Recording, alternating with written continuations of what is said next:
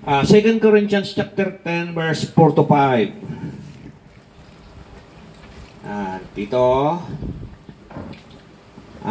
pangalawang Korinto, kabanatang 10, talatang 4 hanggang 5. Kaya nyo na? Okay, ulit ko ha. 2 Corinthians chapter 10 verse 4 to 5. Sabi po dito sa wikang Tagalog, ang sandata ko'y may kapangyarihan ng Diyos at nakapagpapaguho ng mga kuta at hindi sandatang makasanlibutan. Sinisira ko ang mga maling pangangatwiran. Sinusugpo ko ang lahat ng pagmamataas laban sa Diyos at binibihag ang lahat ng isipan upang tumalima kay Kristo. Manalangin tayo. Panginoon, salamat po sa aming pag-aaralan ngayon. Pagpalain mo ito, Panginoon, at lubin mo na maunawaan naman ito. Holy Spirit, teach us. Bless mo po, Lord, lahat ng aking mga kapatiran. Gawin po ang dilang ito at ang lalabas dito, Panginoon, ay pagpapalain mo rin po. Pagpalain mo rin po ang aming mga listener at aming mga live streamer follower sa ibang bansa, sa ibang kasamang lugar sila ngayon, naabutan itong salitang ito. Lubin mo nawa na magkaroon ng anointing ito para po maintindihan po nila at paunawaan. Maraming salamat po. Ito pong aming dalangin, to God be the glory. In Jesus' mighty we pray. Amen and amen. Praise God. You may be seated mga kapatid at makinig ng mabuti upang maunawaan ang salita ng Diyos. Hallelujah. Sabi po dito mga kapatid sa ating pag-aaral, pamangkatan po natin ito, The Kingdom of Heaven. Yan. Tindihan nyo ha? Unang-una sa lahat, kailangan nalaman yung pamagat ng topic natin. Dahil hindi nyo maunawaan hanggat matapos yan kung hindi nyo alam ang pamagat. The Kingdom of Heaven. Napakainit ngayon mga kapatid. Nung Sunday, tuloy-tuloy naman yung ulan kaya di tayo nagkaroon ng gawain dito sa labas. Alam mo naman tayo, mga taong labas. Nasa labas tayo kapag mainit, kapag maulan naman nasa loob. Hallelujah. Pero itong buhay talaga ng mga Kristiyano, lalo yung pastor. Yung pastor talagang ganyan ang life. Ganyan ang life. Ang pastor kasi kapag mayroong miyembro, doon mo mararanasan talaga ang totoong pastor. Pero pag ang pastor walang miyembro, namamasya lang kung saan-saan, nagipag-preach lang, hindi nyo mararanasan ng tunay na pastor. Bakit? Kasi hindi naman hindi naman siya nag-aalaga eh. Parang ganun lang yun eh. Alaga ka ng kalabaw, baka, kabayo, baboy, manok. Doon mo lalaman ang trabaho talaga kung tama. Pero kung ikaw ay kain tulog lang, tapos preach, paano masasabi pastor ka?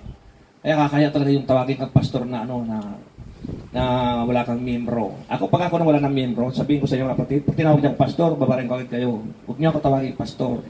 Hindi na ako pastor ngayon. Kaya talaga yung ganun mga kapatid. Pastor ka pagkatapos ngayon, wala kang inaalagaan na ibon. Ano ba yun? Maibon pala kayo. Inaalagaan ng kaluluwa. Kailangan na magpastor ka, gawin mo pagkakaroon din sa iyo ng Panginoon. Inordain ka, pinatungan ka ng kamay ng mga pastor din. Pagkatapos ngayon, ikaw ay papasal-pasal kung saan ka karating.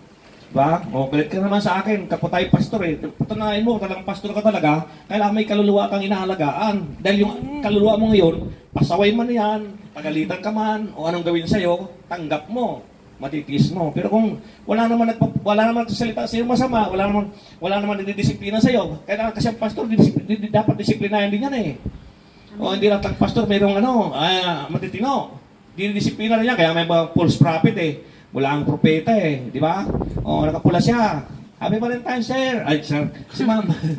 Okay, so, tuloy natin mga kapatid. Tamang-tama, kaumpisa lang ito. Ating topic ngayon. The Kingdom of Heaven.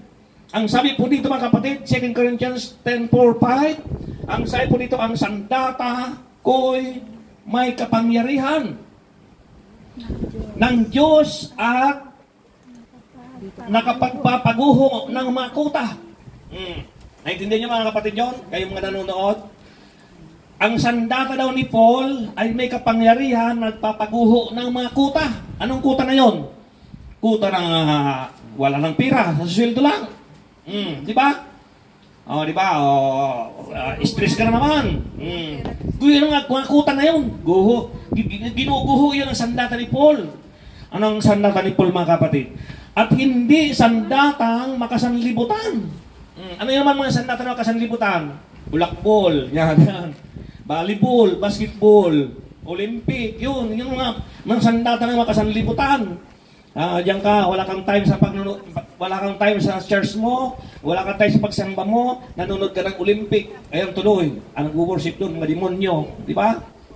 Kaisang yung Olympic na yun alam niyo mga kapatid, tumanda na ako, lahat ng Olympic, inaabangan ko lahat yun. Dahil yan ang laro ng talang buong mundo, lahat. Ito lang ang Olympic na talagang si Satanas ang nag-founder. Alam bakit? Mag-opening pa lang, mga demonyo na yung sumasayaw, mga nagpupuri. At binaboy pa yung Last Supper ng Panginoong Hesus. Kaya si Satanas talaga, walang ginawa kundi pasaway. Pero dahil kay Pablo, sinisira ko ang mga maling pangatuwiran. Sinusugpo ko ang lahat ng pagmamataas laban sa Diyos. At binibihag ang lahat ng isipan upang tumalima kay Kristo. Naunawaan po natin yung mga kapatid? Na si Pablo, ang sandata niya po ay makapangyarihan. Hindi mo magagawang gumawa ng mabuti kung wala kang sandatang makapangyarihan tulad ni Pablo. The Kingdom of Heaven, Isaiah chapter 9 verse 6. Basahin natin. Isaiah chapter 9 verse 6. Sabi po dito mga kapatid, basahin natin. Sapagkat ipinanganak ang isang sanggol na lalaki, at siya ang mamamahala sa atin. Siya ang kahangahangang tagapayo, ang makapangyarihang Diyos, walang hanggang ama, ang prinsipi ng kapayapaan. Di ba? Sino yun? Na-prophecy ni Isaiah na merong ipapanganak na lalaki, na isang sanggol na lalaki, at siya ang mamamahala sa atin. Siya ang kahangahang tagapayo. Sino yun? Siya ang kahangahang tagapayo. Ngayon, pinapayuhan ka nga ng mabuti ng Panginoon, di ba? Pastor, sino? Paano ako papayuhan? Wala na nga, patay na nga ang Panginoong Isus, papayuhan pa ako. Sino papayo sa akin? Alam nga ba, makinig ako dito sa kaibigan ko. Hindi nga mapayuhan niya ba yung sarili? Paano siya mapapayuhan? Ay, nako. Unuwain natin mga kapatid. Ang sabi dito, kingdom. Government. Sapagkat ipapanganak ang isang sanggol. Tanda nyo prophecy ito. Prophecy is advanced history, and the history is a fulfillment of prophecy.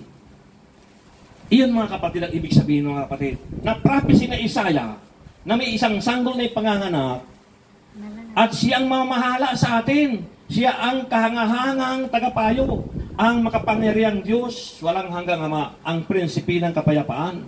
Bilang mo yan kung maliliwanagan lang ang utak mo kapatid. Prinsipi ng kapayapaan, ibig sabihin, lahat ng buhay, lahat ng ginagawa mo, siya ang tagapayo sa iyo. Dahil siya ang prinsipi ng kapayapaan, ibig sabihin, may kapayapaan ka. Ngayon, kung wala kang kapayapaan, parang lalakad ka ngayon. Naglalakad ka, hindi mo alam. Ano kaya ito? Kailangan ng pera ng aking anak. Siyang kaya ako ngayon tatakbo. Wala kang peace. Wala kang kapayapaan. Gulong-gulo ka. So, ngayon, kung nagbabasa ka ng Biblia, ano sabi sa Biblia, mga kapatid, sa Biblia? At siya ang mamamahala sa atin, siya ang kahangahangang tagapayo. Sino yan? Yan si Jesus mga kapatid. Yan yung sanggol. Sabi sa Bisaya, sanggil. Di ba? Sanggol. Tricycle. Ako. Sanggol. Singgol. Kapatid, di ba? Government. This mindset or stronghold. Stronghold. Ano yung stronghold? Kuta. Moog. Diba? Ayan, mga slave or poverty. Mga kahirapan. Yan mga moog, mga kapatid. Religion. Religiosity. Spirit of religiosity. Diba? Sobra na ang iyong pagka-religiosity. Diba? Linggo-linggo, pupunta ka simbahan, may dala kang 1 kilong kandila para masindian. Spirit of religiosity. Tapos ikaw ay may dalang 1 kilong rosaryuhan. Dahil ang akala mo talaga, ikaw ay magkakaroon ng tunay na kapayapaan, ay di mo naman nabasa yung Biblia na mayroon pala doon ng Prince of Peace. Who is the Prince of Peace? Jesus Christ. Yung iyong ginagawa, mabuti ang ginagawa mo, iyan ay hindi yun kalulugdan ng Diyos, mga kapatid. Ang kinalulugdan ng Diyos ay yung naunawaan mo yung sinasabi ng Panginoon. Amen. Sa Biblia. Kapag hindi mo naunawaan ang sinasabi ng Panginoon sa Biblia, ikaw ay lugi, talo ka. Oh. Ang mangyari sa iyo, para kang demokratiko, rally ng rally, hindi mo unawaan, paninira ng paninira, hindi maintindihan ang katotohanan. Bakit? Kasi binulag ka ng daigdig ng sanlibutan ito. Kaya lagi kang, alam mo na yung tama, pero hindi mo man ginagawa. James 4:17, ang nakakaalam ng tama, hindi ginagawa, ay nagkakasala. Diba? Santiago 4:17, alam mo ng tama, alam mo ng mali ang paninira. Best versa lang yun, mga kapatid. Pero sinisira mo pa rin. Para example lang ating bayan, ating bansa, di ba? Ang ating bansa ngayon ay napakagugulo. Ginugulo. Bakit ginugulo, pastor, ang Pilipinas? Alam mo bakit? Kasi marami ang Kristiyano, marami nagdarasal. Alam naman yung bansa guluhin, hindi naman nagdarasal. Parang Kristiyano rin yan eh. Parang tayo rin eh. Kapag hindi ka pupunta sa church, hindi ka guguluhin. Hindi? Pumunta ka sa church, tingnan natin kung hindi ka guluhin. Oh. Bakit? Kasi ayaw ni Satanas na ikaw pupunta ng church. Nagawa siya ng paraan. Kaya gagawin siya ng Satanas, oops, teka muna, pupunta ka naman doon sa church. Makakarinig ka naman ng salita ng Diyos. Tulad ngayon, narinig mo ngayon, na mayroong isang sanggil. Sanggil, ah? Oh, kasi natutulog ka kasi, kaya minamali ko pronunciation ko eh. Natutulog ka kasi, para magising ka. Kasi hindi maganda yung natutulog ka. Hindi ka nakikinig kasi, hindi ka nakakaunawa. So, kailangan talaga yung pasakalihan ka. Kaya nga, di pansin mo concentrate ka sa Facebook, sa YouTube. Tapos pumasok mo yun yung commercial, ang bihira ka talaga. Inaantay mo naman, wala naman nakalagay na skip. Tapusin mo. Ba? I-skip mo kasi. Concentrate ka doon. Ganun yun. Kaya dito may skip din dito, mga kapatid. Inom ka muna ng kape mo. Doon sa inyong harapan sa Facebook sa bahay mo. Kayong mga nanonood. Inom muna kayo ng tubig. Yan. Akala nyo siguro may itong topic na ito. Kingdom ito Kaya mahaba ito. Kaya nga maaga kami nag-umpisa eh. Para maaga rin ang tapos. Jesus Christ, our Lord, never preached anything but kingdom. Yung ating mga pinangangaral ay puro yan galing sa Panginoon. Kingdom ang tawag dito. Kaya pinipreach ko ito sa inyo. The kingdom of heaven eh. Kasi maintindihan nyo ngayon kung paano nga ba. Okay, tingnan po natin mga kapatid. His first message is about the kingdom of heaven. Yung unang-unang preach ni Jesus Christ ay kingdom of heaven. Matthew 4:17. Biblical yan Matthew chapter 4, verse 17. Sabi natin mga kapatid. Sabi ko dito sa 17. Magmula noon ay nangaral na si Jesus. Ang sabi niya, pagsisihan ninyo talikdan ang inyong mga kasalanan sapagkat malapit nang maghari ang Diyos. Ano yun? First message ng Panginoon. Sabi ng Panginoon, si Jesus mismo yun pagsisihan ninyo talikdan ang inyong mga kasalanan sapagkat malapit nang maghari ang Panginoon. Sabi sa John 3:16, gayon lamang ang pag-ibig ng Diyos Ama, ipinadala niya ang kanyang kaisa-isa niyang bugtong na anak upang ang lahat ng sumampalataya sa kanya ay hindi mapahamak, kundi magkaroon ng buhay na walang hanggan. Ayaw ng mga tao. Susumigaw na naman siya ngayon sa kanyang pangangaral. Diyang pangarap, pagsisihan niyo talikdan ang inyong mga kasalanan sapagkat malapit na dumating ang Diyos. Ayaw ng mga tao magsisi. Masarap pa siyang kasalanan eh. Di ba? Masarap yung nangangalon niya, di ba? O kayong nanonood, di ba? Masarap yung nangangalon niya. Masarap yung maraming pinakikalaman na babae. Palit-palit ng babae, asawa. Masarap mag-OFW dahil lalayo ka sa asawa mo, di ba? Masarap yun. Masarap magnakaw. Masarap magkupit. Masarap, mga kapatid. Pero sabi ng Panginoon, pagsisiyan mo dahil kasalanan niya. Buti may Biblia. Kung walang Biblia, hindi ako titigil kasalanan. Bakit? Nandito yung yung sinabi dito, mali. Kasalanan yung ginagawa mo. Kung walang Biblia at walang utos, hindi ako magsisisi. Bakit? Sinabi kasi ng Biblia, magsisiyan mo. Ngayon, ayaw magsisi, delikado ka. Lalo ngayon, narinig mo na yung salita ng Diyos. Alam mo kasi, magkaiba kasi yung naniniwala ka sa Diyos at hindi ka naniniwala. Diba? Narinig mo na yung salita ng Diyos, hindi ka naniniwala. Ayaw mo rin maniwala na talagang ang Diyos ay tagapagligtas. Diba? Anong sabi ng Panginoon Isos? Sa unang message niya, pagsisiyan nyo. Pagsisiyan nyo. Dahil sapagkat malapit nang dumating ang paghahari ng Diyos. Sino sabi daw? Si Jesus. Hindi alam ni Jesus kung sino ang husga. Si Jesus, tagapagligtas lang. Savior si Jesus, hindi siya maghuhusga, hindi siya maghuhukom. Kaya nga hindi niya alam kung kailan siya babalik eh. Si Ama pa rin, ang Diyos Ama pa rin, ang maghuhusga sa'yo. O, anong ginagawa mo, Pastor Arman, noong ikaw ay nasa lupa? O, di ba? Tatanungin ako ng Panginoon, Lord, kita mo naman yung ginagawa ko. Namumulot lang ako ng mga mantel-mantel yan o mga tinapon ng mga nilalagay ko para hindi lang kami initan para magkaroon ng gawain kami. Sisingilin ka ng Panginoon ngayon. Anong ginagawa mo nung ikaw ay nasa lupa? Tatanungin ka ngayon ng Ama. Ikaw naman titingting, bakit si Jesus di man lang ko tulungan? Samantalang lagi ko nang tinatawag ang pangalan niya. Si Jesus lagi ko tatawag kasi ang tagapagligtas eh. Siya nga John 14:6 siya nga ang the way, the truth, and the life. Bakit di ako tinutulungan?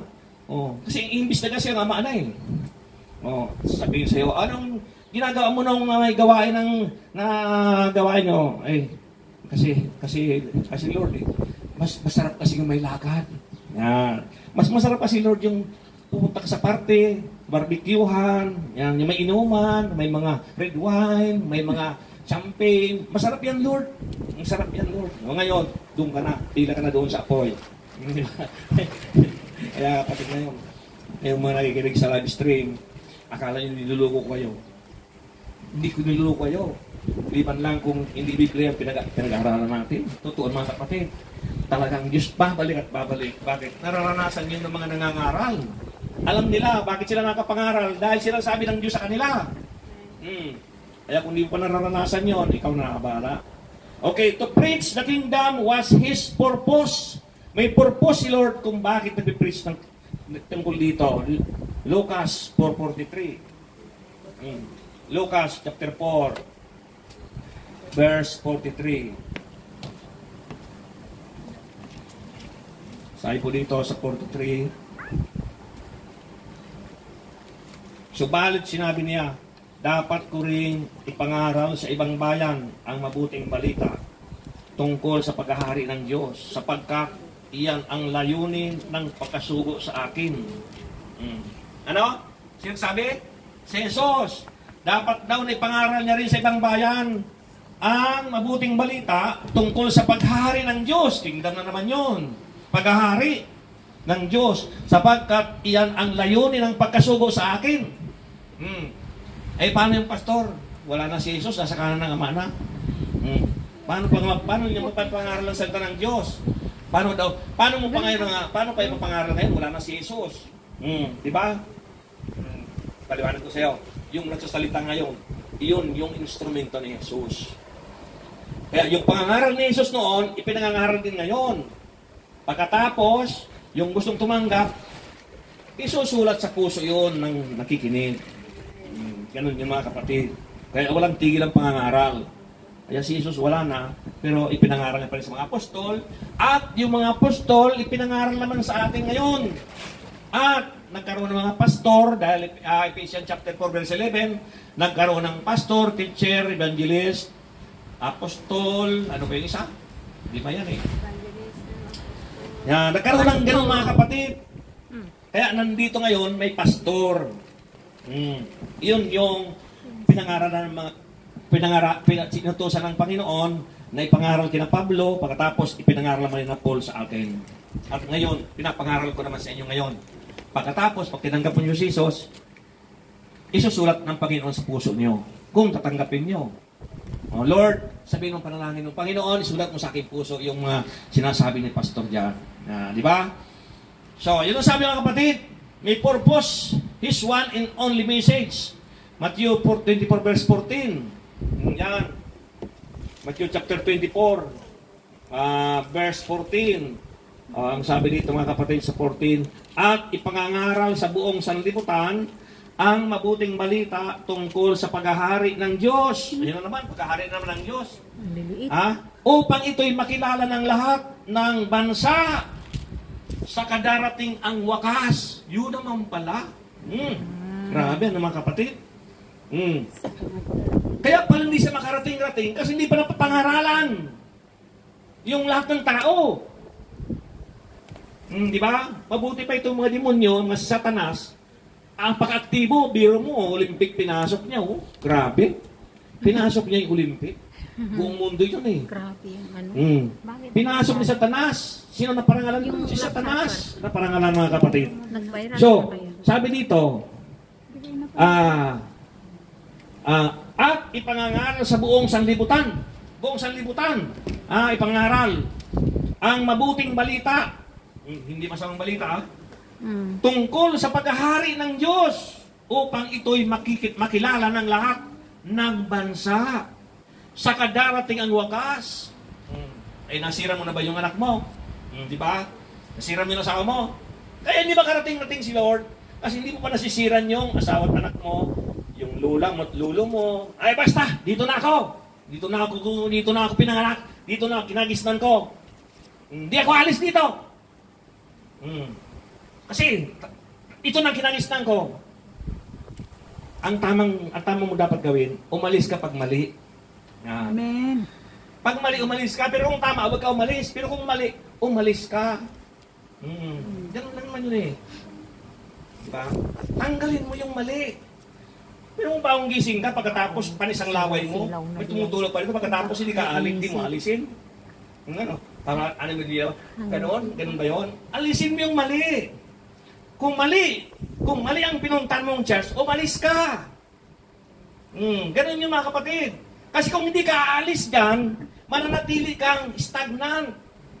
Tubig na stagnant. Naalala mo yung pinaliguan kinaaman, di mo maagos ang tubig. Stagnant. Maraming stagnant na Kristiyano. Alam nang mali ang kanyang pananampalataya, alam niya nang mali ang napuntahan niya, alam niya ng kulto, di pa siya umaalis.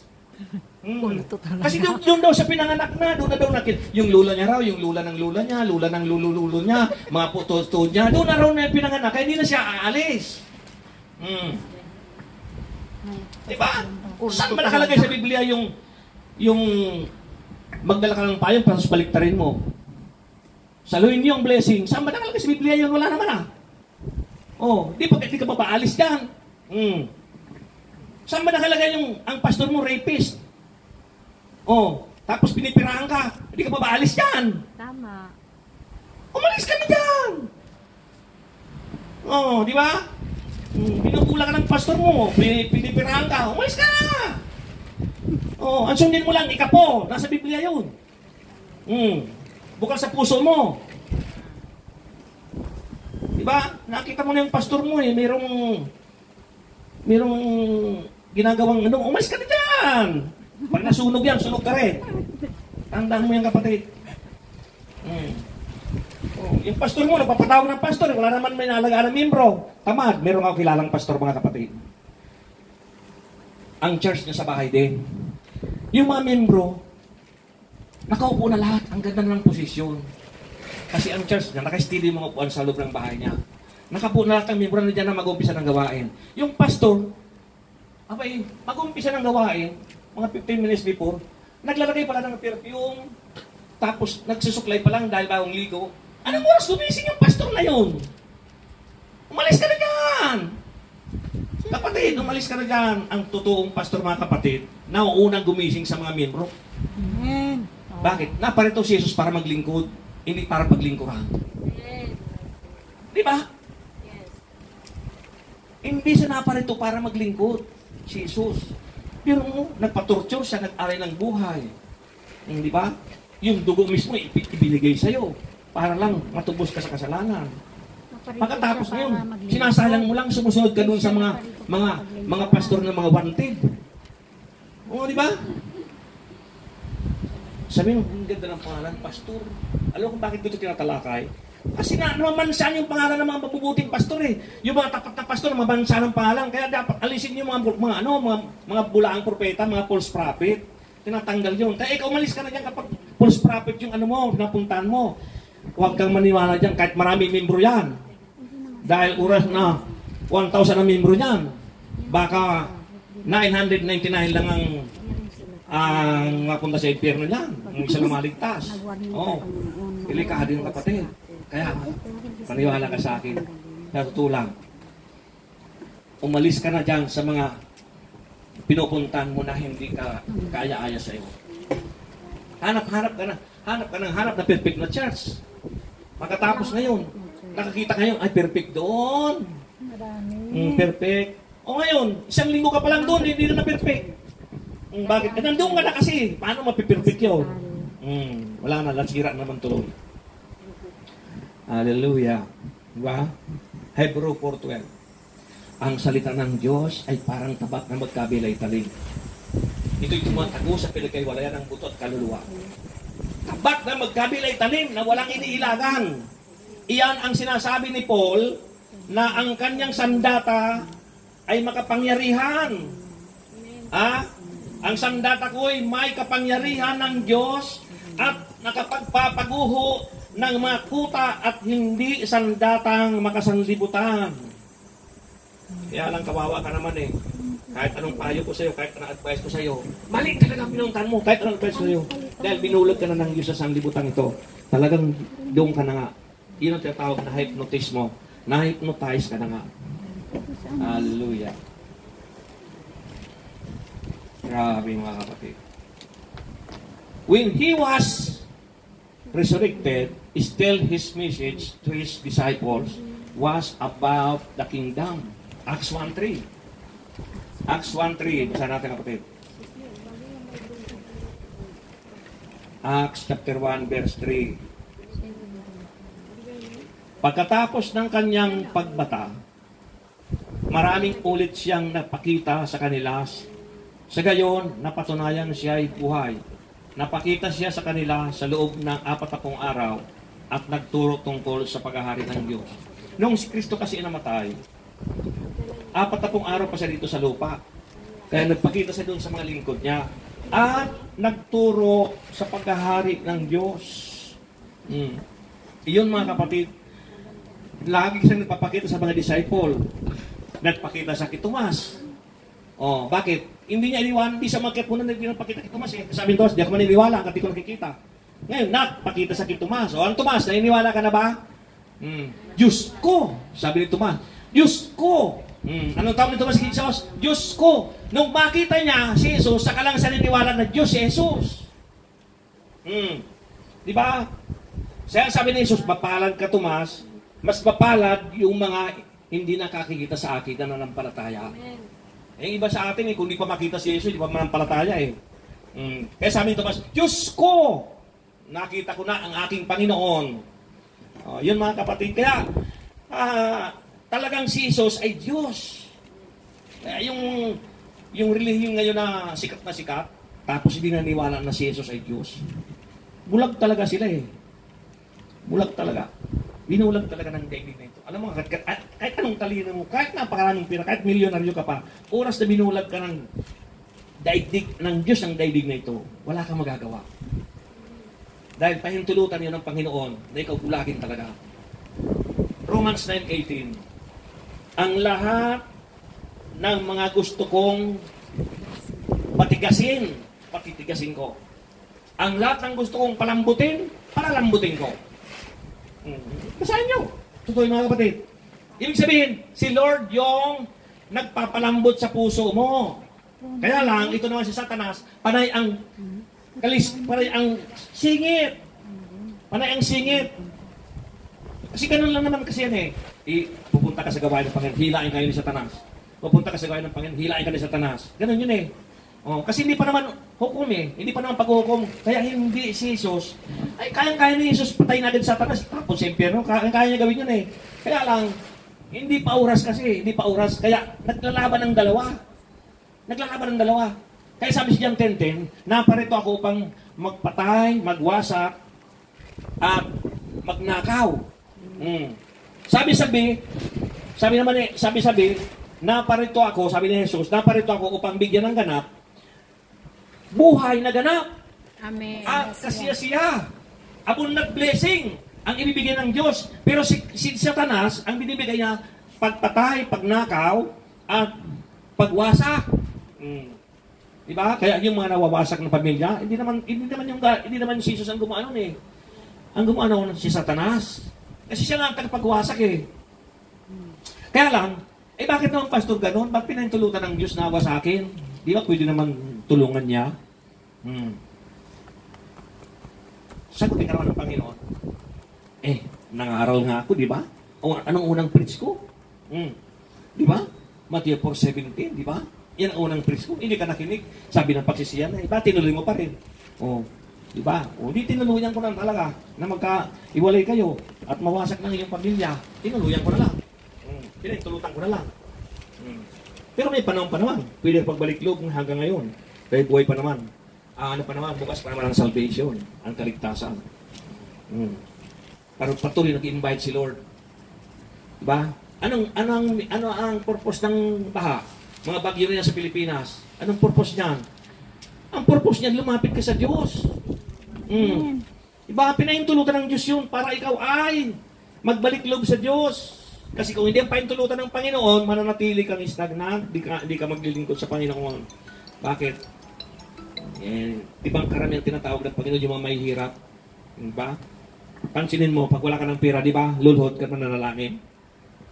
Panginoon, sana bukas ang prime credit. Sana bukas ang Amen. Yun ang panalangin. Panginoon, kung hindi man bukas ang mga Open bangko ngayon, nito, open. lubin mo na ako, Panginoon. Ipuin mo si Sister Marie na magpautang ng load. Yung mga panalangin na yan, no? Alam mo mga kapatid, yung mga ganyan, hindi pinagtipre yan eh. Ang ipagpre lang natin yung proteksyon ng Diyos. Amen. Kasi, tayo ay binigyan ng power ng Panginoon. Napangangako dun ah. Ibig sabihin, lahat ng pangangailangan natin, Lahat naman ibibigay tayo ng may Panginoon sa utang. atin. Ay, hallelujah. Ibibigay niya pa rin ang lahat ng pangangailangan natin. Pagkaraan natin na, mamaya. In the book of Acts, the disciples preached the kingdom of God. Sabi sa Acts 8:12, yan. Preach yun ha, mga disciple. Acts 19:8, Acts 28 verse 23, and verse 31. Yan ay puro lang preaching yan ng mga disciple sa mga tao. Hindi ko na binasa yun dahil sinabi ko na preaching yun. Ibig sabihin, pangangaral yung para ni Jesus. Ano yun? The plan of God is to restore the kingdom of heaven and the heart of man. Yan ang plano ng Panginoon sa ating kapatid. I-restore yung kingdom at ang puso ng tao. Napakalaga talaga ng puso ng tao, mga kapatid. To restore the kingdom of heaven here on earth was the message of our Lord, Jesus Christ, and that is His only message. Basahin natin ang kapatid. Sabi sa Matthew 25 verse 34. Matthew 25 verse 34. Sabi dito mga kapatid sa 34, at sasabihin ko at sasabihin na hari sa mga nasa kanan, hali kayo mga pinagpala ng aking Ama, pumasok na kayo at manirahan sa kahariang inihanda para sa inyo mula pa nang likhain ang sanlibutan. Ito na pala yung paghukom. Lahat daw ng mga pinagpala pumasok na kayo at manirahan sa kahariang inihanda para sa inyo mula pa nang likain ang sanlibutan. Sarap nga kapatid doon sa sabi mo doon sa langit. Lalakaran mula puro ginto. Lahat ginto, siguro pati CR mo doon ginto. Lahat ginto. Ang tirahan mo doon sa langit. Yan yung sa last chapter ng John. Ituturo ko yun mga kapatid. Parang iba hindi naniniwala. Sabi, bakit sila naniniwala? Ang ginto yung lalakaran mo doon. Ginto, lahat ginto ang titirahan mo doon. Yan ang pinakamasarap mga kapatid. Pero, tandaan mo ikaw na mahilig sa sa babairo o lalakiro. Hindi na mag-aasawa doon. Hindi na doon pwede ng ligaw. Puro lang tayo doon papuri. Magsamba. Kaya ngayon pa lang, abay, mahalin mo na yung asawa mo ngayon. Amen. Magmahalan na kayo. Yung mga nagkakahiwalay, sikapin nyo na magpalikan. Pag hindi nyo ginawa yun, mananatili kayong single. Single. Praise the Lord. Kasi sinabi ng Biblia hindi pwedeng paghiwalayin ng tao ang pinagsama ng Diyos. Ngayon, kung gusto magipaghiwalay, magtiis ka hanggat mamatay ang isa sa inyo.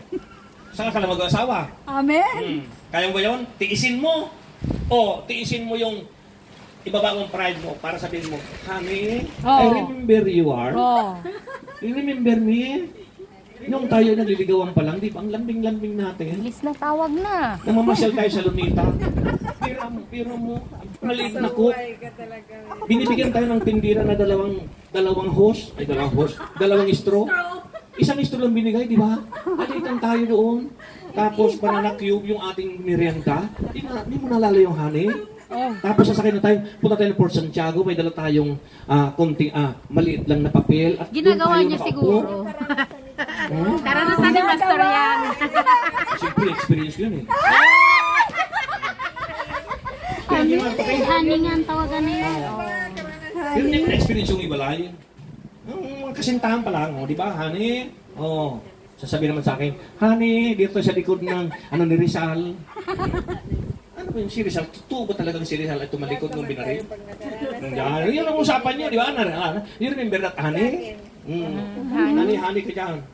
Honey bee. Di ba, kapatid? Pag kinagat ka ng Yung honey, pride, wala mangyayari dyan. Tanda niya. honey bee. Kung kayo hiwalay sa asawa niyo at mga bata pang asawa niyo, balikan niyo na sila. Kung iniram sila sa inyo, bawiin mo. Meron kang power, meron kang authority, meron kang karapatan.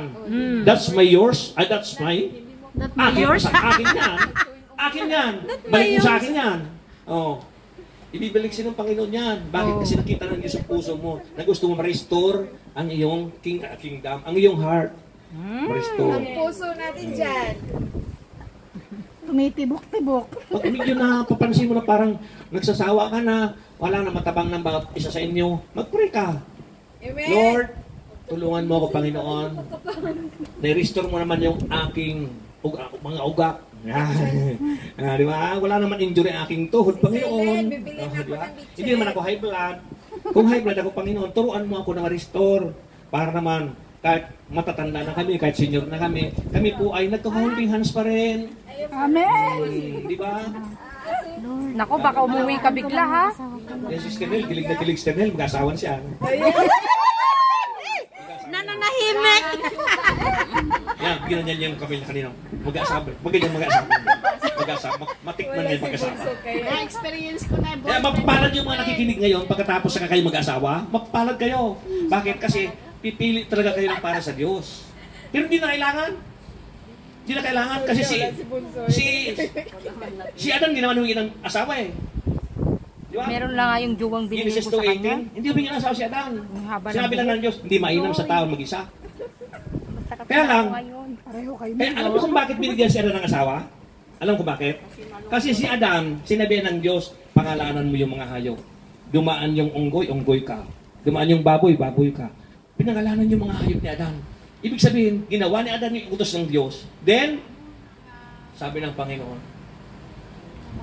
yung mga hayop na inalagaan niya, mayroong babae, mayroong lalaki. Magkaiba. Si Adan walang partner. Sabi ng Panginoon, gagawa ko ng paraan. Adan, matulog ka! Tulog si Adan. Nung matulog si Adan, kinuha niya yung labaha, inoperahan si Adan. Oh, kinuha yung tadyang.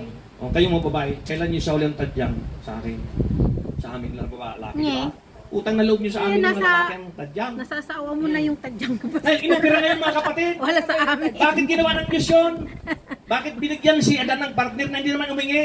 Di ba sabi ng Panginoon, ask, it will be given unto you. Hindi si Adan na nalangin na umingi ng partner. Binigyan siya ng Diyos. Bakit? Dahil ginawa ni Adan yung kanyang ministry. Anong ministry niya? Alagaan mo yung mga hayop, buhayin mo yan. O anong ministry mo? Magitara ka lang. Hindi yung gitarista ka na, kung ano-ano pang ginagawa mo. O, yun ang ibig sabihin. O, kumanta ka lang. Hindi yung kumakanta ka na, pakialamira ka pa kung saan-saan ka nakakarating. O, di ba? Di ba? Kung ano, kasi, alba, binigyan ka ng ministry. Gitara ka lang. Antayin mo, utusan ka ng pastor. O, malis ka sa gitara, magdaram ka na. Yan ang gusto ng Diyos.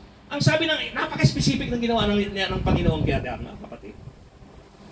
Kaya, ganun na lang mga kapatid. Noong si Eva ay naging tao na, ginising ng Diyos si Adan.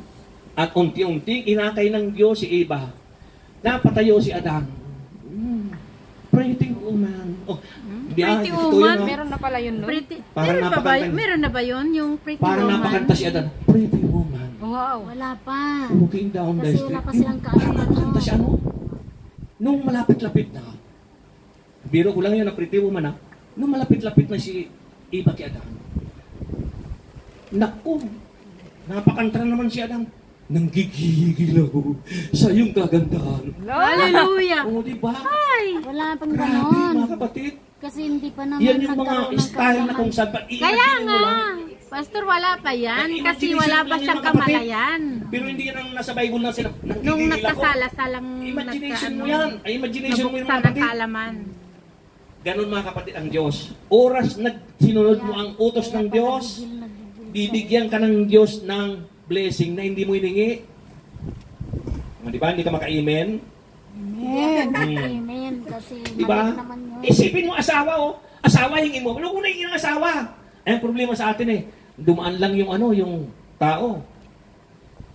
Ito na sigurang bigyan ng Diyos sa akin, malilit ang ipin. Ay, ang daga. Di ba? Dumaan lang eh. Malilit na matutulis. Hindi hinihingi sa Diyos ang asawa ng kapit maniwala kayo sa akin. Hindi hinihingi sa Diyos yan. Binibigay ng Diyos yan. Dahil ang gusto ng Diyos, hindi mainam sa tao nag-iisa. Bibigyan ko siya ng makakasama. Oh. Kaya antayin mo lang, hindi yung apurado ka eh. Hirap sa'yo eh. Ito na siguro, puti. Apam. Maraming pira ito. Pagdating sa Pilipinas, nandun nakitulpo. Ay, patay. Ano na bakit? Kasi pinirahan yung puti. Hindi kasi galing sa Diyos eh. Basta ang asawa mo hindi galing sa Diyos. O kayong mga teenager, mga banata talaga, nakikinig ngayon. Pag nag-asawa ka na hindi galing sa Diyos, tiyak na hindi yan magtatagumpay. Tapos pinirahan. Ay, naku. Parang ganito yan eh, parang tato. Noong ikaw ay hindi pa nakakilala sa Diyos, nagpatato ka. Ha? Hindi kasalanan yun. Ngayon, nakilala mo ng Diyos, nagpatato ka. Yan ang kasalanan. Talaga sa Bible eh. Na huwag mong pakikialaman yung inyong katawan. Katawan, yes. O di ba? May nagtanong sa akin, Pastor, ito ba nagpipinitin siya? Pinapalo ang kanilang malikod, susugatan? Ito ba hindi ka lugod-lugod sa Diyos? Alagay ko mabuti naman ito eh. Hindi pwede, hindi mabuti yan kasi sinasaktan mo sarili mo eh. Pinapakot ka sa cross. Sinasaktan mo yung sarili mo at sinusugatan mo, hindi pwedeng mabuti yun. Hindi mabuti yun eh. Masama yun. Bakit? Kasi nga inako na nga ng Diyos. Inako na ni Jesus na tapos na. It is finished. Ako na nag-ako, kinarni na ako. Wala akong saplot, pinatutorture ako. Inako ko na ang lahat. Inako ko na ang lahat. Ang gagawin mo lang, tanggapin mo lang siya. Para hindi ka mapahamak. Para damit diba? ka. For God so loved the world that He gave His only begotten Son, that whosoever believes in Him shall not perish but have an everlasting life. Diba? Para hindi ka mapahamak, tanggapin mo na siya. Pinili na natin Hallelujah. na magladlad. Genesis 1:26. Genesis chapter 1, verse 26. Pakinggan niyo ito, napakahalaga nito mga kapatid. Lalo kayong mga mag-aasawa. Genesis chapter 1. 26. Verse 26. Sabi po dito, pagkatapos likain ang lahat ng ito, sinabi ng Diyos, ngayon lalangin natin ang tao. Ating gagawin siyang kalarawan natin. Kasi, Tingnan mo ang sarili. Tingnan mo ang katabi mo. dapat 3, 4, 5. Ano sabi ng Panginoon? Pagkatapos likain ang lahat ng ito, sinabi ng Diyos, ngayon lalangin natin ang tao. Ating gagawin siyang kalarawan natin. Kalarawan ka pala ng Diyos eh. Siya ang mamahala sa mga isda. Wow! Pero mo yan, mga ibon at lahat ng hayop, maging maamo o mailap, malaki o maliit, tayo palang ang mamahala. Pinagkatiwalaan. Diro mo yan, tayo palang binigyan ng authority ng Diyos na mamahala sa lahat ng isda. Tanungin ko nga kayo, noong gunawin ng Diyos ang baha, ang mga tao sa baha, sa panahon ni Noah, may pumasok bang isda sa arko ni Noah? Wala. Asan yung mga isda? Nasa tubig. Nasa tubig. Oh, yun nasa ilalim ng tubig, di ba? Hindi sinama yung mga isda. Nandun sa ilalim ng tubig, yung mga isda. Ang isinama lang yung mga ibon at yung mga may buhay sa lupa. Kasi, tubig naman nasa... Pinatay ng Diyos yun, mga kapatid. Pinatay ng Diyos. Tao lang naman Yung mga ang pinatay. mga Hindi may papatayin buhay sa yung lupa. isda. Yung isda nasa ilalim. Kasi nga, ang taong may kasalanan, hindi yung manghayop. Hallelujah. Glory to God. Kaya, mga kapatid, napakaganda kung maunawaan natin ito na tayo pala may authority. Na, isda, linggo na bukas, umakyat ka sa refrigerator ko. Di ba pwedeng, wala bang power ang bibig mo? Isda. Baka gayahin niyo yung sinasabi ko ha. Sabi ni Pastor, sabi ko yung isda. Baka yung nasa nasa aquarium biglang pumasok sa rep nyo. Sabi ng amo mo, bakit nandito sa rep? Di ba? Pinasok nyo doon sa rep. Diba? Ibig sabihin mga kapatid, binigyan tayo ng authority ng Panginoon na lahat ng hayop, meron tayong power na utusan. Amen. Yung mga taong hindi nakakilala sa Diyos, makikita lang ng butiki mga mayayaman yun ha. Nakakita ng butiki, nakakita ng ipis. Ipis lang yun ha. Sisigaw So, na. meron tayong kapangyarihan. Ay, sisigaw na. Yung aso nga po. Kaya kapatid, binigyan tayo ng kapangyarihan. Ano ang tawag doon mga kapatid sa atin? Rulership. Rulership. True relationship. The kingdom of God is rulership through relationship. Relationship. Meron tayong power na ang Diyos ang nagbigay ng authority. Kaya lahat ng problema mo ngayon, masusolve mo. Amen. Lahat. Hindi ka makaimin kasi na ano kayo? Sabi, paano ko masusolve ito Hindi ko nakikita yung dapat mag-solve. Solusyon. Gagawan mo yung Panginoon. Diba? Gagawan mo yung Panginoon. Jesus is the way. Siya ang way mga kapatid. Gagawan sa lang way. Gusto mo makausap yung matagal na hindi mo nakausap, makakausap mo siya. Amen. Huwag ka lang mag-doubt. Basta kay Lord, huwag ka lang mag-doubt. Dahil si Lord ang nagbibigay mga kapatid ng approval. Kasi, halimbawa, uwi ka sa Pilipinas. Ano ka uwi? Kailan ka uwi? August 15. December. August 15. Air Asia ang ticket mo. August 15. Ngayon, dahil nakabuka na, kailangan makalipad ka ng Air Asia. Ay biglang may na-accidenting bus doon sa dinaan mo, na-traffic ka, naiwanan ka ng aeroplano. Naiwanan ka. Ay hindi mo alam, yung aeroplano pala bumagsak. Sinong may kasalanan? Di ba? Di ba? Purpose ng Panginoon. In all things, God works all together for good, for those who love Him. Kung hindi na naksidente yung bus doon sa hindi ka na traffic. Nakasakay ka doon. Dito ka. Kaya gumagawa mo yung Panginoon. Kaya huwag mo sisihin ng Panginoon. Halimbawa, hindi mo nagawa yung ginagawa mo. Yung plano mo ngayon, meron kang plano, meron kang pinapangarap na business, magtatayo ka ngayon ng ano itatayo mo ngayon? Jollibee. Franchise. Tatayo ka. Ina-scam yung ano mo, yung puhunan mo. Magagalit ka ba? Hindi. May purpose ang Panginoon. Kasi baka mamaya, nagtayo ka ng Jollibee, doon ka na lang lagi, pati Sunday. Wala ka ng time kay Lord. Ganun yun. Kaya mga dapat yung mga nagbi-business na ito, may mga tindahan, tulad ng ano, ng mga tindahan na damit, o may mga ano, dapat pag Sunday close kayo. Sarado kayo pag Sunday. Mag-worship kayo sa Lord. Buksan nyo Lunes hanggang Sabado lang. Kasi Kristiyano kayo eh. Di ba? Hindi, porque malaki ang kita nyo eh. Binuksan nyo na rin yung Sunday dahil maraming customer. Pero wala rin. Maya-maya, na-scan na naman yung pera mo. O, di ba? Bakit? Kasi inabandon mo yung para sa Diyos. Huwag natin i-abandon ang para sa Diyos, mga kapatid. Dahil ang Diyos ay hindi tayo kukulangin. Hindi tayo nagkukulang sa Panginoon. Tayo lang naman nagkukulang sa Panginoon eh. Totoo lang. Tayong mga tao na nilikha ng Diyos nagkukulang. Pero ang Diyos hindi nagkukulang sa atin. Diba? Marami nga sa atin, mga kulang-kulang pa eh. Ano yung kulang-kulang? Kailangan niya ng magpa-booking doon sa Mandaluyong. Dito naman sa Hong Kong, sa Kwaichong. Daming kulang-kulang dyan sa Kwaichong. Naranasan ko dyan bago ako nagpastor. Nag-counseling ako ng mga kulang-kulang. Ibig sabihin, insane. Siya ang ulo. Pero mo naglalakad kayo, kinakalabit yung binti mo.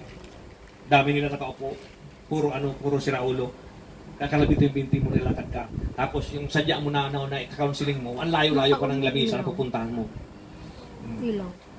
Lahat na lang ng panalangin ko talaga, naubos siguro, habang naglalakad ako, pray ng pray. Dahil baka mamaya hawakan at yakapin yung binti mo doon. Ako, tumba ka doon, tapos yung mga kulang-kulang yun, pwede kang raping nila doon eh.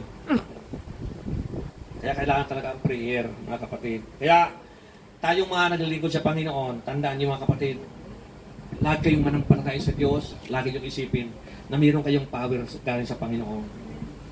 Sabi ni Paul, yung binasa natin kanina, ang kanyang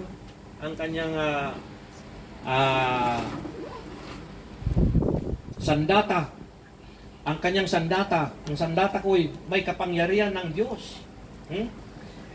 Kapangyarihan ng Diyos, nakapagpapaguho ng mga kuta.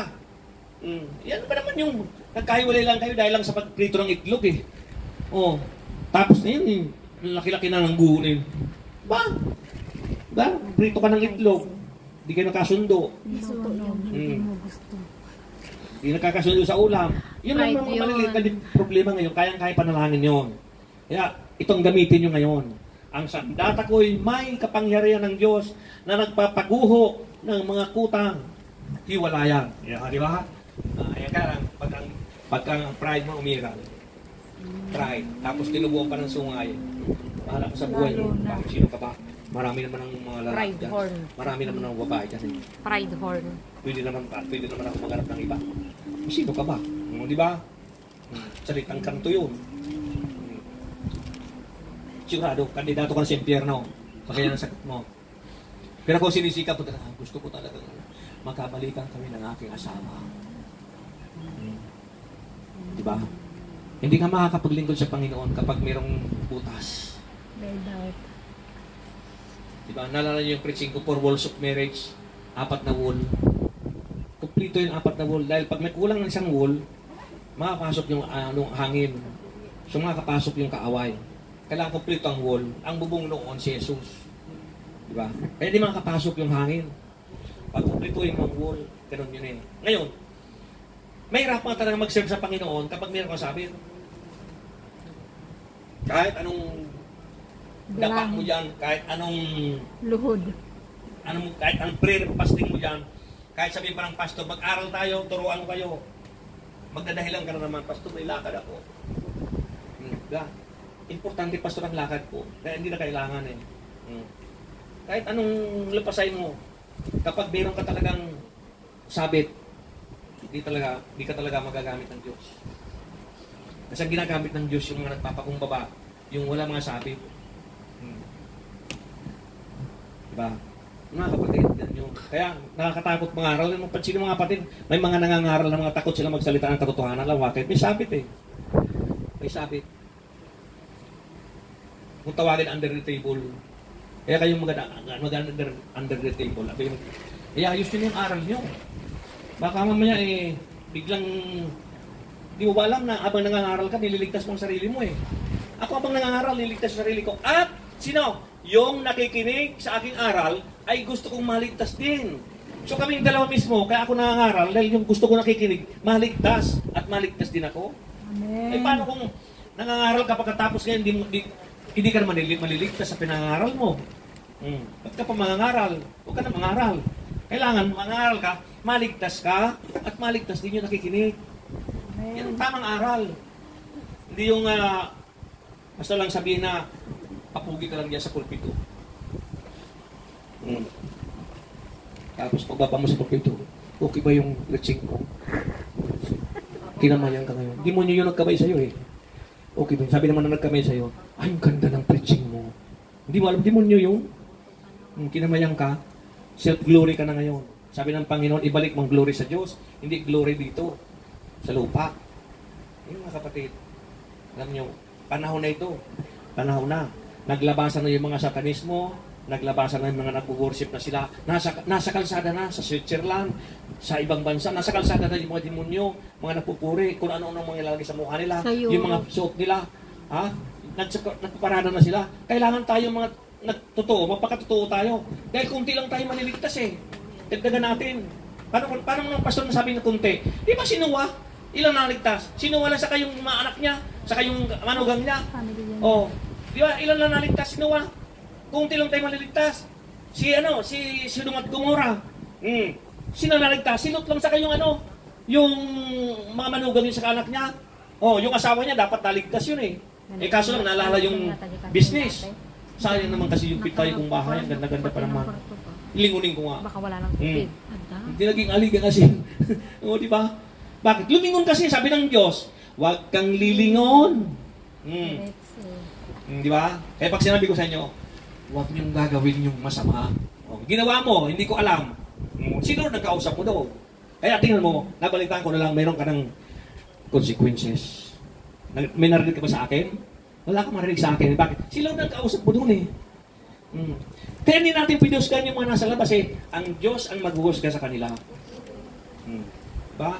Amen. Kaya mga kapatid, kaya purihin ng Panginoon, sapagkat tayo po ay pinili ng Diyos ang kukunti lang naliligtas. Maniwala kayo sa atin. Yung Sodom, naligtas, silot lang. Yung gunawi ng mundo, ng tubig, naligtas, sinuwala sa pamilya niya. Oh. Dito naman, kakunti lang naman tayo. Kailangan maligtas tayong lahat.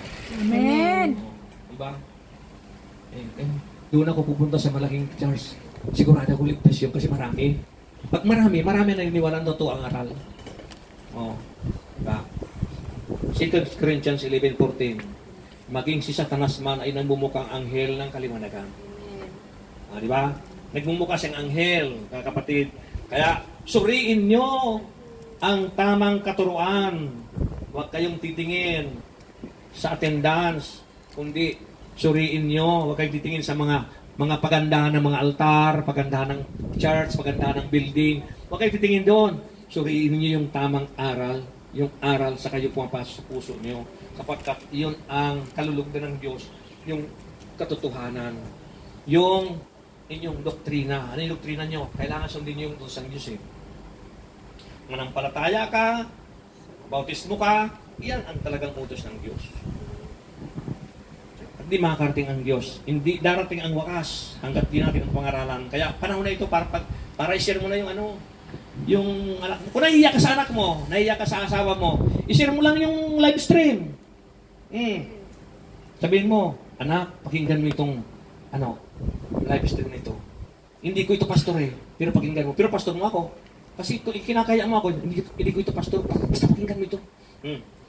Bahala na si Lord doon. Hindi yung kinakaya mo yung mga salita, ang sinishare mo yung mga TikTok, yung mga nakuhubad, yung sinishare mo yung mga nangulangot, Yan. Maraming viewers. Ayan, sinisir mo. Pero yung salita ng Diyos, hindi mo sinisir eh. O, di ba? Ano yan ang Diyos, mga kapatid? Yan ang gawa ni Satanas ngayong panahon na ito, mga kapatid. Aramihan, kinahumalingan ng mga tao ngayon ay yung mga gawain ng kaaway. Kaya hindi na masira ang salita ng Diyos. Bakit? Kasi ikinakaya nilang salita ng Diyos eh. Pero pagdating ng araw, pagdating sa pagbukom, ikinahayaan mo ako. Humingi ako sa iyo ng isang bahang tubig, hindi mo ako binigyan. Humingi ako sa iyo ng makakain, hindi mo ako binigyan. Humingi ako sa iyo, ang lamig-lamig noong winter pa naman nagsalubong tayo. Humingi ako sa iyo ng jacket, hindi mo ako binigyan. Sisitahin ka ng Diyos pagdating ng araw. Di ba? Panginoon, nagkasama pa nga tayong kumain, lumayo ka, makakaliwa. Lumayas ka sa tabi ko. Di ba? Sabi, magkasama pa nga tayo noon, Panginoon. Di ba? Nagkainan pa nga tayo noon sa sa tabing dagat. No, lumayo ka. Bakit? Kasi, yung charity hindi mo ginawa. Ano yung charity na yung mga kapatid? Ba? Yung may sakit, hindi mo dinalaw sa ospital. Samantalang nung walang sakit, ang sarap mo makipag-text. Mo, kumusta ka dyan? Na-hospital ngayon yung kaibigan mo, hindi mo dinalaw. Diba? Jesus yun. Hindi mo dinalaw yun. Di mo nangailangan ng tulong mo, hindi mo tinulungan. Sisitahin ka ng Diyos pagdating ng araw. Ganun yung. Yan ang totoong paglilingkod, mga kapatid. Yung pananampalataya na may gawa. Faith without action is dead. Diba? Ang pananampalatayang walang kalagip na gawa ay patay. So kailangan gawin mo yung pinagagawa ng Diyos. Tulungan mo yung mga nangailangan, tulungan mo sila. Diba? Ganun yung hindi tinutubuan. Tulungan. Kaya pansin mga kapatid, yung mga nagpapa 5-6, ikaw na nanonood. Alam ko naman marami ng viewer. Kumabot na ng 400 yan. Viewer ko. Minsan 500 pa eh. Kung ikaw nagpapa 5-6, tigil mo na yan. In-warning ng Lord to. Pag nagpapa 5-6 ka, sigurado ka na sirang sakit mo. Maliwala sa akin. Cancer yan. Sigurado yan. Wala pa akong nalaman na talagang nagpa 5-6. Pag sinabing 5-6, sobrang tubo na hindi tinubuan ng sakit. Hindi yan, mga kapatid. Kasi ang Diyos, ayaw ng Diyos ng gano'n eh. Ang gusto ng Diyos yung tabla lang. Diba? Pakuntinto ka na sa sarili mo. Hindi mo madadala sa langit yung kayamanan na yan eh. Hindi mo madadala sa langit yan. Talagang walang mangyayari dyan. Iiwan ko yung pastor sa mga anak ko, at sa mga salahi ko. Iiwan ko yan. Sa kanila yan. Dino na mo ng Diyos. Nalala mo yung nagpaulan si Moses ng mana? Kung kukuha ka, kung yung kakainin mo lang ngayong araw na ito, huwag kang kukuha ng para bukas. May mga matigas ang ulo. Ayaw sumunod. Naglihim. Bay, kumuha ng lata, pinunong yung lata. Para bukas ito. Binulong-bulungan pa yung pero utang sa bangko. iuwi natin ito, marami ito para bukas. O di pumanis, hindi nakain. Ayaw ng Diyos yun. Ang gusto ng Diyos, ngayon na. Diba? Ngayon na. Kaya ang panalangin na turo sa atin ng Diyos, diba? Ano ang panalangin sa Matthew chapter 6? Na Matthew chapter 6. Our Father, who art in heaven, hallowed be thy name, thy kingdom come, thy will be done. Ano yung sunod mo? On earth. On earth. As it is in heaven. Kaluwi ko na. Bigyan mo kami na makakain araw-araw. Araw-araw humingi. Bakit? Kasi araw-araw nagkakasalang tao, kaya araw-araw doon humingi ng tawad. Yan ang ibig sabihin ng Diyos. Kaya hindi mo dapat nalalaman yung bukas. Kasi pag inalala yung bukas, baka wala. Di ba? Kung mga kapatid, yan ang katamang turo na huwag mong alalahanin yung bukas. Pag inalala mong bukas, yun, tulog ka na. Kaya pumunta na kayo sa harapan, tayo ay magkukumunyon na para mawala yung antok nyo. Di ba? Amen. Ganun mga kapatid. Praise the Lord.